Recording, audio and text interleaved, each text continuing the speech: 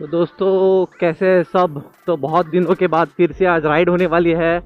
और जैसे मैंने बताया था कि एक शॉर्ट राइड करूंगा जिसमें मैं ब्रेक और क्लच का जो रिव्यू है वो दूंगा कि कैसा फील है, कैसा क्या है, जो भी है सब कुछ मैं बता दूंगा इस राइड में।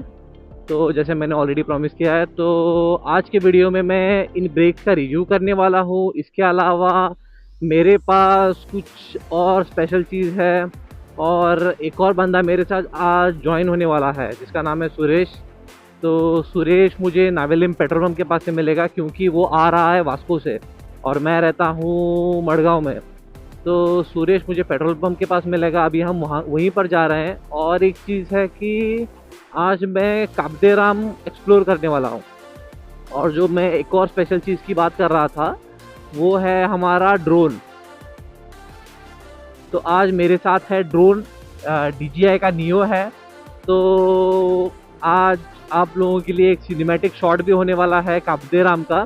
तो ऑब्वियसली मैं भी एक बिगिनर ही हूँ तो मुझे भी उतना पक्का ड्रोन उड़ाने नहीं आता है। तो जैसे भी है ट्राई करेंगे कि कुछ अच्छा ही शॉट मिले। तो मैं भी फर्स्ट टाइम ही उड़ाऊँगा। तो आज बहुत कुछ होने वाला है आज के व्लॉग में। तो सबसे पहले अगर मैं क्लच की बात करूं, क्लच और ब्रेक की, इनकी अगर मैं बात करूं तो जैसे मैंने वीडियो में भी बताया है कि अगर आप लोगों को ये इसलिए बिटाना है क्योंकि लगता है कि इससे ब्रेक सॉफ्ट होने वाला है या कुछ बेटर लगने वाला है, कुछ परफॉर्मेंस कुछ होने वाली है, तो प्लीज़ भूल जाओ। ये सब फेक वीडियोज़ है, ऐसे सब कुछ नहीं होने वाला है। ब्रेक ना तो कुछ स्पॉन्जी या सॉफ्ट ऐसे कुछ भी नहीं होने वाला है। जैसे आपका क्लच वाला ब्रेक काम करता है सेम वैसे ही काम करेगा ये वाला ब्रेक भी। इसमें कुछ अलग जादू होने वाला नहीं है क्योंकि ऑब्वियसली क्लच के पास प्रेशर होगा स्प्रिंग का, तो वो स्प्रिंग का प्रेशर ऑब्वियसली नॉर्मल चीज़ है। और वैसे भी मतलब क्या एक्सपेक्ट करते हो कि हाइड्रोलिक ब्रेक से और क्या एक्सपेक्ट करेंगे। एक्चुअली इसका रीज़न ये है कि पहली चीज़ केबल क्लच, मैंने बताया आप लोगों को कि केबल क्लच का प्रॉब्लम ये है कि केबल ना टूटता है।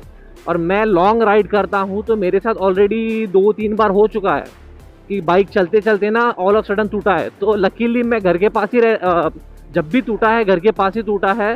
तो इस बार मुझे रिस्क नहीं लेना था। तो मैं बहुत टाइम से सोच रहा था बिठाने के लिए कि मैं क्लच चेंज करूँगा मैं मतलब से थॉट्स में था ही। तो फाइनली मैंने क्या किया, लास्ट को डिसीजन लिया। मतलब ऐसे ही सर्च कर रहा था, चेक कर रहा था कि प्राइस क्या चल रही है फ्लिपकार्ट पे। तो देखा तो 5500 प्राइस था। तो मैंने सोचा इस बार ले ही लेता हूँ। तो ये सोचकर मैंने चेंज किया। तो अगर आप लोगों को भी ये बिटाना है तो तभी बिटा हो जब आप लोग लॉन्ग राइड करते हो, नहीं तो 5500 खर्च करने की ज़रूरत नहीं है। मेरा बिटाने का सिंपल रीज़न था कि मुझे रास्ते पे रिस्क नहीं लेना था, केबल टूटना या और कुछ होना, ये रिस्क मुझे नहीं चाहिए था। इसके लिए मैंने बिटाया। अगर आप लोग सिटी में ही राइड करते हो तो ये सब अननेसेसरी है, इसकी ज़रूरत नहीं है। ना तो इससे कुछ परफॉर्मेंस इंक्रीज होने वाला है, ना तो ब्रेक मारते बराबर गाड़ी इधर ही रुकने वाली है, ऐसे कुछ भी नहीं होने वाला है। जैसे नॉर्मल सब कुछ काम करता है वैसे ही काम करेगा, जैसे क्लच काम करता है आपका वैसे ही काम करेगा। और एक और चीज़ मुझे थोड़ी सी लगी कि ये थोड़ा सा ना हार्ड फील हो रहा है। नॉर्मल मेरा जो नॉर्मल क्लच था उसके मुकाबले थोड़ा सा हार्ड है ये एक मैंने नोटिस किया। क्योंकि इधर से अगर मैं एडजस्ट करूँगा ना तो सॉफ्ट होता है बट ट्रेवल डिस्टेंस कम होता है। तो प्रॉपर फ्री प्ले छोड़ के प्रॉपर उसे एडजस्ट करने के लिए मैंने सोचा रहने दो, थोड़ा सा हार्ड ही सही बट चलेगा। तो वैसे अगर आप लोगों में से कोई बिटाने वाला है तो मे भी अगर आपकी बाइक का जो नीचे से जो स्प्रिंग वाला क्लच वाला एरिया है वो अगर सॉफ्ट है तो सॉफ्ट होगा, नहीं तो हर जैसे नॉर्मल क्लच काम करता है वैसे ही काम करेगा, कुछ डिफरेंस नहीं है। बस उसमें क्या होता है कि केबल ऑपरेटेड होता है वो, और ये फ्लूइड ऑपरेटेड है। फ्लूइड मतलब हाइड्रोलिक फ्लूइड, जैसे कि .3 आएगा, .4 मोस्टली .4 ही आता है। आजकल जितने भी नई गाड़ियाँ आती हैं, नई कार बाइक जो भी चीज़ होता है सबके लिए .4 का ही यूज़ होता है। पहले जो आते थे हमारे वैगनार 800 ये सब स्विफ्ट में भी मोस्टली .4 ही होगा, मे भी ओल्ड वाली स्विफ्ट में रह सकता है। तो जितने पुरानी गाड़ियाँ थे उनमें हमारा यूज़ होता था .3, बट आजकल जितने भी गाड़ियाँ आती हैं सब में .4 का ही यूज़ होता है। तो दोनों को कंफ्यूज होकर बस रेड वाला अच्छा दिख रहा है फ्लूइड बोल के रेड वाला मत डालो उसके अंदर, वेस्ट है, जल्दी ख़राब होगा। मास्टर सिलेंडर ख़राब हो सकता है या तो स्लेव सिलेंडर ख़राब होगा, क्योंकि रबर जो क्वालिटी या ये जो यूज़ करते हैं डिस्टेंस स्पेसिंग जो छोड़ते हैं वो डिफरेंट होती है तो दोनों में, तो मे बी वो ख़राब हो सकता है। इसके लिए .3 का यूज़ मत करो, इस पर रिकमेंडेड .4 ही है, तो यूज़ .4 ओनली। ओके, तो अभी इसमें एडवांटेजेस क्या है। एडवांटेजेस एज सच ऐसे कुछ नहीं है। पहला तो है कि केबल का टूटना वही एक प्रोटेक्ट कर रहा है। उसके अलावा इसमें केबल टूटने के चांस नहीं है। बट हाँ, ये जो क्या बोलते हैं छोटी सी जो डिब्बी है, रिजर्वायर्स है, ये रिजर्वायर देखने में बहुत अच्छा दिख रहा है। तो लोग ना ऐसे पलट के देखते हैं। जैसे कि मैं हार्डवेयर में गया था, यहाँ का जो स्क्रू था ये मेरे से बिठाने के टाइम पे गुम गया था, तो मैं हार्डवेयर पे ऐसे ही ढूंढ रहा था। तो एक बंदा आया और पूछने लगा ये क्या है, ये क्या है बोल के। मतलब तो लोग ना पूछते हैं, घूमते हैं, कुछ अलग चीज़ दिखती है लोगों को, इतना ही कुछ स्पेशल है। इसके अलावा बाकी सब कुछ सेम है। अभी रही बात ये ओरिजिनल ब्रेम्बो है या डुप्लीकेट, ये तो मुझे नहीं पता। तो उन लोगों ने उसके साथ में कार्ड भी दिया था, तो मैं भी श्योर नहीं हूँ इस बारे में कि ये ओरिजिनल ही ब्रेम्बो है या डुप्लीकेट वाला है। तो कॉफ़ी आजकल आपने बोलते देखा होगा कि इवन मोटूल ऑयल जो है, कैस्ट्रॉल ऑयल जो है, ये इतने डुप्लीकेट ब्रांड्स डुप्लीकेट कॉफ़ीज़ आए हैं कि दिखने में डब्बा सेम दिखता है, बट डिफरेंस बहुत होता है दोनों में, ओरिजिनल में और डुप्लीकेट में। इवन ऑयल अगर आप लोग परचेस करोगे तो प्रॉपर उसके डिस्ट्रीब्यूटर के पास से ही परचेस करना, कोई भी रैंडम XYZ शॉप से मत लेना। वो लोग कैस्ट्रॉल बोल के ही बेचेंगे, लेकिन वो ओरिजिनल नहीं होता। इवन बजाज के जो पार्ट्स होते हैं उसमें भी क्वालिटी बहुत डिफरेंस है। सेम बजाज की पैकेजिंग होगी, सब कुछ बजाज का होगा, बट सेम आइटम नहीं है, डिफरेंस बहुत आ रहा है दोनों में, ज़मीन आसमान का फ़र्क होता है। तो फिलहाल मैं पेट्रोल पंप के पास पहुंचने आया, तो अभी यहाँ पर सुरेश का वेट करेंगे। तो जैसे ही सुरेश आएगा हम निकलेंगे काब्देराम के लिए। जैसे मैंने बताया है, कहीं मत जाना दोस्तों, क्योंकि वीडियो इंटरेस्टिंग होने वाला है। क्योंकि आज हमारे साथ DJI Neo भी है और फर्स्ट टाइम है मेरा भी, मैं भी फर्स्ट टाइम ही उड़ाऊँगा। तो कैसे उड़ेगा वो भी मुझे आइडिया नहीं है, ट्राई करेंगे कि कुछ बेहतर ही हो, लेकिन फिर भी तो उसका भी रिव्यू मैं दूंगा कि कैसे है क्या है। क्योंकि काब्देराम में विंड भी बहुत होती है, तो आप लोगों को पता है कि DJI Neo का साइज़ बस ये हाथ जितना ही बड़ा है। तो वो भी कुछ एक अलग सा वीडियो होने वाला है। तो यहाँ पर अभी सुरेश का वेट करते हैं, सुरेश को आने दो फिर हम निकलेंगे। तो सुरेश आएगा यहाँ से। तो दोस्तों फिलहाल आपके साथ सुरेश आ चुका है, और वो जो मिरर में दिख रहा है वो सुरेश है। और अभी हम सोच रहे थे कि सबसे पहले on the way Assolna bridge आएगा, असोलना ब्रिज पहले जाने के लिए। तो फिलहाल असोलना ब्रिज पे भी ना हवा बहुत होती है, और वहाँ पर ड्रोन काट के थोड़ा शूट करने में मुझे थोड़ा सा कन्फ्यूजन टाइप लग रहा है, करूँ नहीं करूँ, बट स्टिल विल ट्राई। तो फॉलो मोड जो है वो ट्राई करने सोच रहा था असोलना ब्रिज के ऊपर। और क्या है कि वहाँ पर कार भी ना आते रहती है, इनकेस फॉलो मोड लगाया भी हूँ तो इनकेस कार आएगी तो अगेन एक थोड़ा सा लोचा भी है। तो देखेंगे कैसे होता है। अब यहीं पर है, थोड़ी देर में असोलना ब्रिज आएगा, तो पहले असोलना ब्रिज को लेंगे, उसके बाद में हम सीधा जाएंगे काब्देराम को।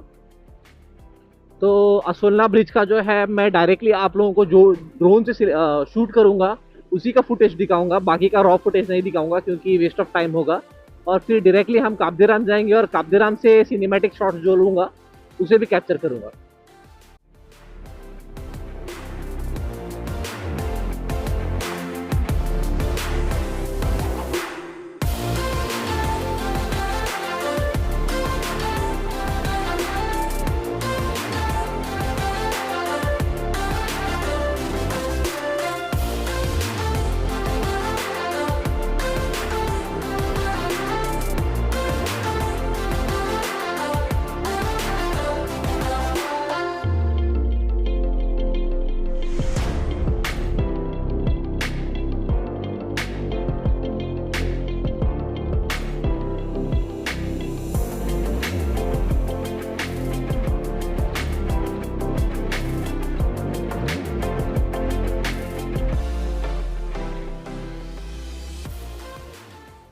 मैं खंडगिरी में हूँ, खंडगिरी मतलब काब्देराम के पास ही।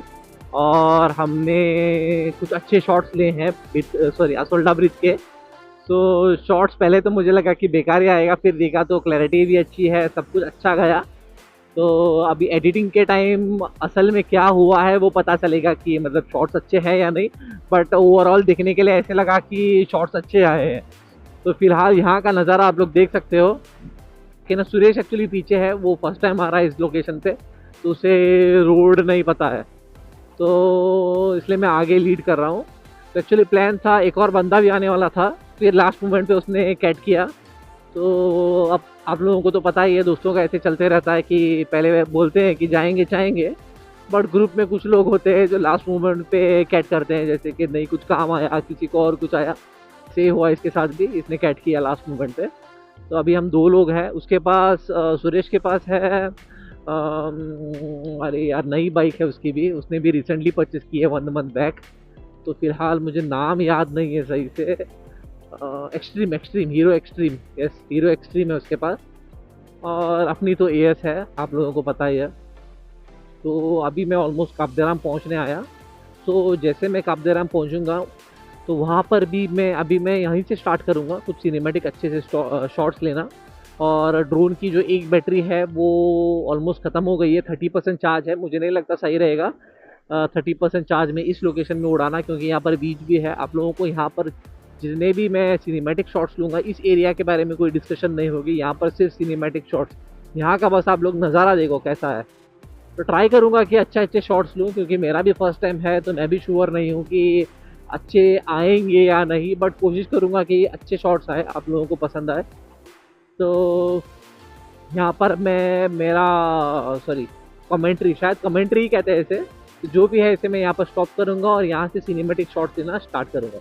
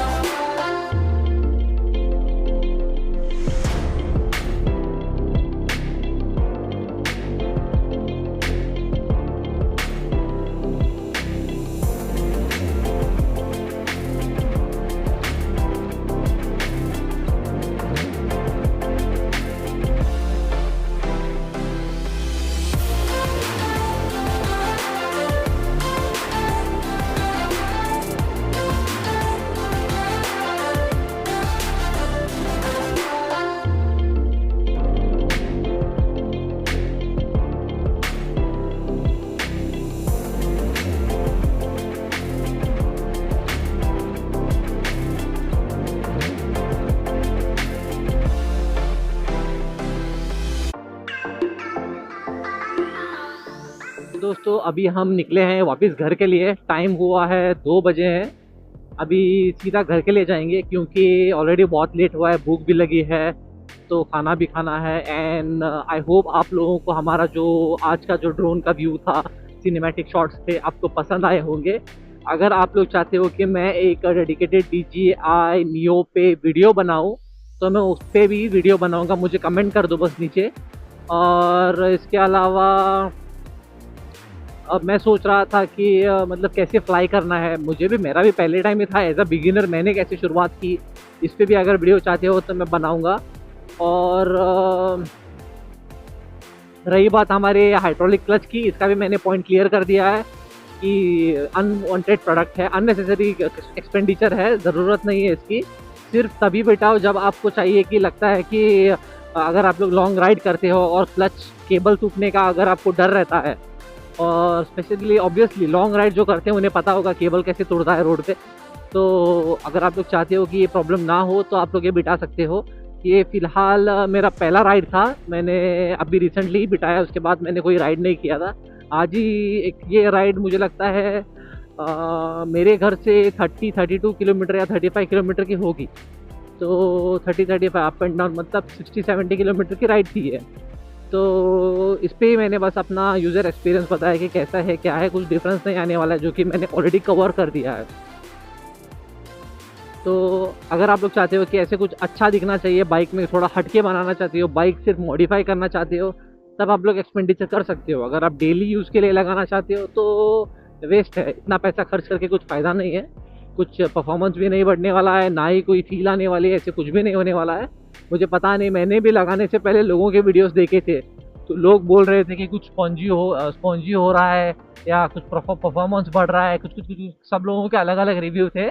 ऐसे कुछ भी नहीं होने वाला है। ऑब्वियसली मैंने अभी हाइड्रोलिक, जैसे कि स्कॉर्पियो का क्लच दबाओ जाकर और आल्टो का क्लच दबाओ, दोनों में ज़्यादा कुछ डिफरेंस नहीं आने वाला है। स्कॉर्पियो का हाइड्रोलिक है, आल्टो का केबल क्लच है, वैसे ही वेरना का भी हाइड्रोलिक क्लच है। तो हाइड्रोलिक से वर्क सिर्फ थोड़ा सा ईजी होता है ऐसे व्हीकल्स में है, क्योंकि उनका बड़ा क्लच होता है, थोड़ा सा स्मूथ होता है, सॉफ्ट होता है क्लच। और इसके अलावा ज़्यादा कुछ डिफरेंस नहीं है, बस हल्का 19-20 का फ़र्क आएगा दोनों में, कुछ मेजर डिफरेंस नहीं दिखेगा आप लोगों को। जैसे क्लच ऑपरेट होता है केबल वाले में, वैसे ही क्लच ऑपरेट होगा हाइड्रोलिक वाले में। तो यही बस दोस्तों, यही बताना था मुझे क्लच के बारे में, और ज़्यादा कुछ नहीं बोलूँगा। और आई होप कि आप लोगों को मेरा जो ड्रोन का वीडियो है वो पसंद आएगा, ड्रोन से जो मैंने सिनेमैटिक शॉट्स लिए हैं। तो एक और चीज़ दोस्तों, मैंने आप लोगों को बताया था कि ये 220 के साइड मिरर्स है, और इसका रिव्यू भी देना था कि रियर व्यू कैसे दे रहा है। एग्जैक्ट मेरे पीछे क्या है ये तो मुझे ठीक से दिखाई नहीं देता, बट हाँ साइड का एरिया कवर हो रहा है इसके अंदर। तो अगर मतलब इन फ्यूचर में भी, मैंने जैसे बिठाने के टाइम भी मैंने बताया था कि मे भी पॉसिबल है कि मैं ये निकाल के R15 के बिठाऊंगा। तो अब जब तक मैं R15 के बिठा के देखूंगा नहीं, तब तक मैं रिव्यू नहीं दे पाऊंगा कि बिठाना चाहिए या नहीं। 220 के ठीक ठाक है, AS 200 के लिए उतना क्लियर विजन नहीं है, ये मैंने नोट किया है। क्योंकि थोड़ा देखो मेरे हाथ बीच में आ रहे हैं, थोड़ा सा मेरे हैंड्स बीच में आ रहे हैं, तो थोड़ा सा आउट होने चाहिए थे शायद मिरर। मैंने क्या सोचा कि ज़्यादा आउट रहेगा तो बाइक ट्रैफिक में राइड करने में भी मतलब एक्स्ट्रा प्रॉब्लम होगी ना, साइड में व्हीकल रहेगा, कट वट मारने के टाइम लगेगा, ये सोच के मैंने छोटे वाले डाले थे। बट छोटे का उतना क्लियर विजन नहीं है, सो देखेंगे इसके लिए भी, या तो R15 का डालूंगा। तो मिरर का हो गया, और ये हैंड वाइजर्स का, हैंड वाइजर भी अच्छे हैं, छोटे हैं, ज़्यादा हैवी भी नहीं है, छोटे ठीक ठाक है, ज़्यादा एरिया भी कवर नहीं कर रहे हैं, बाइक का भी लुक अच्छा दिख रहा है अभी। तो ये एक था दोस्तों, ये भी एक कवर करना था। तो जो कि मैंने रिसेंटली जो भी मैंने मॉडिफिकेशंस किए हैं उस पर मैंने अभी बात की है। तो आज के लिए बस इतना ही था दोस्तों, मिलता हूँ आपको अगली वीडियो में।